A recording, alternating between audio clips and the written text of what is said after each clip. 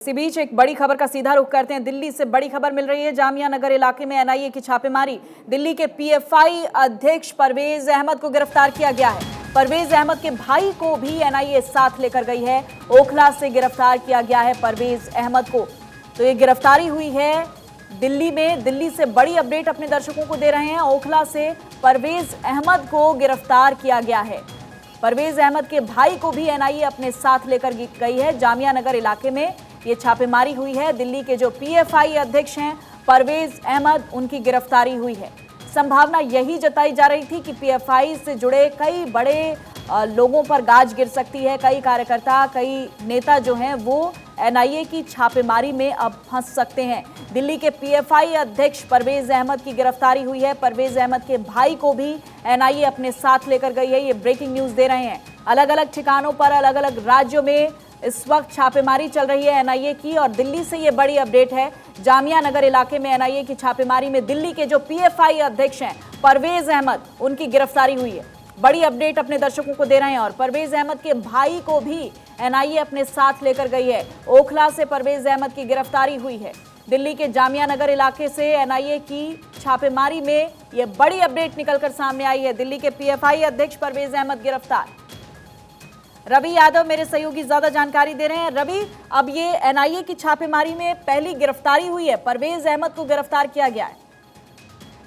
बिल्कुल, आपने ठीक कहा। जिस तरह से देर रात से कार्रवाई चल रही और उसी वक्त से लगता था, क्योंकि रात को 12 बजे बाद कार्रवाई शुरू हुई है। आज 22 सितंबर की हम कह सकते हैं। और 12 मार्च का जो मैं वाकया आपको याद दिला रहा हूँ 2020 का, पीएफआई के अध्यक्ष को जो है पहले भी दिल्ली जो दंगा हुआ था 2020 में, उसमें भी इनकी गिरफ्तारी हुई। तो ईडी भी जो है इनके खिलाफ जांच कर चुकी है। और परवेज अहमद का विवादों से पुराना नाता है।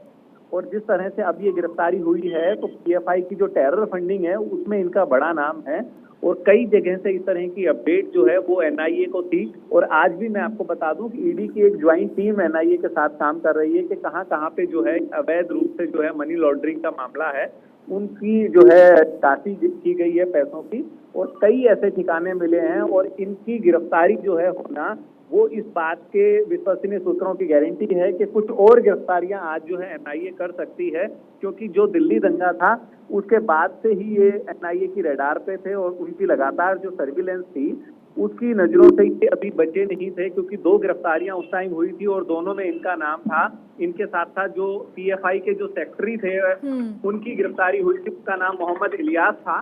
तो इन दोनों लोगों की गिरफ्तारी जो हुई, उसके बाद आज कई लोगों को जो अभी डिटेन किया गया है, उनकी औपचारिक रूप से हालांकि कोई पुष्टि नहीं हुई है पूछताछ की कि उनको डिटेन किया गया है, लेकिन संभावना जताई जा रही है कि इनके जानकारी जो इनसे मिल पाई है परवेज अहमद से, उनके आधार पर कुछ गिरफ्तारियां आज और संभव हो सकती हैं। जी, तो उसी इलाके से छापेमारी की संभावना नजर आ रही है रवि, गिरफ्तारी की संभावना नजर आ रही है, या फिर चूंकि हम देख रहे हैं कि अलग अलग राज्यों में इस वक्त छापेमारी चल रही है एनआईए की तरफ से, तो क्या ये तार अलग राज्यों से भी जुड़े हुए हो सकते हैं रवि? बिल्कुल बिल्कुल, आपने ठीक कहा। कई राज्यों से इनके तार जुड़े हुए हैं, दिल्ली से भी जुड़े हुए हैं। और साथ ही साथ मैं आपको बता दूं, तमिलनाडु, केरल, असम, ये 6 जगह जो आज की जो कार्रवाई है, देर रात ये कार्रवाई थी। लेकिन बड़ी बात जो ये देखने को मिलती है कि कुछ ही ऐसे मौके होते हैं जब एनआईए के साथ साथ विद इन टाइम जो है ईडी रेड करती है। यानी कि इस तरह की पहले से जानकारी, पहले से इनपुट था कि ईडी को इन्वॉल्व किया गया है। और पीएफआई का जहां जिक्र आता है, पहला नाम आता है दंगा फैलाने में, अहिंसा फैलाने में, और उसके साथ साथ फंडिंग करने में, कि अपने लोगों को सपोर्ट करने में। और ये जो कार्रवाई है वो जो पहले दिल्ली की स्पेशल सेल ने भी की थी और एनआईए को ये केस ट्रांसफर किया था। पॉपुलर फ्रंट ऑफ इंडिया जो है वो इस तरह की गतिविधियों में शामिल है। और अपनी एक झूठ को छिपाने के लिए आपने देखा होगा लगातार जो है लोग विरोध कर रहे हैं, नारे लगा रहे हैं और कार्रवाई को रोकने की कोशिश की जा रही है। और इस तरीके से हाँ रवि, एनआईए के साथ साथ हम देख रहे हैं कई जगहों पर ईडी की कार्रवाई भी चल रही है। यहाँ से किस तरह की डिटेल है?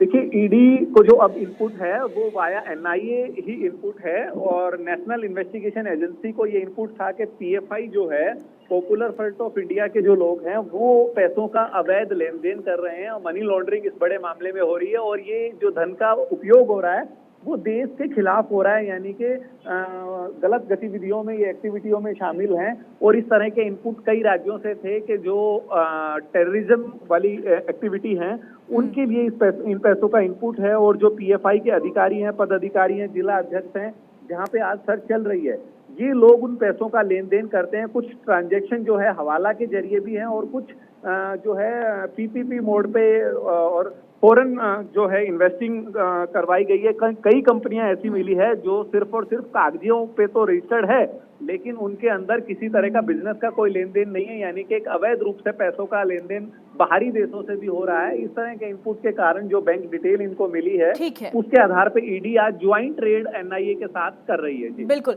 रवि, आप मेरे साथ बने रहिएगा।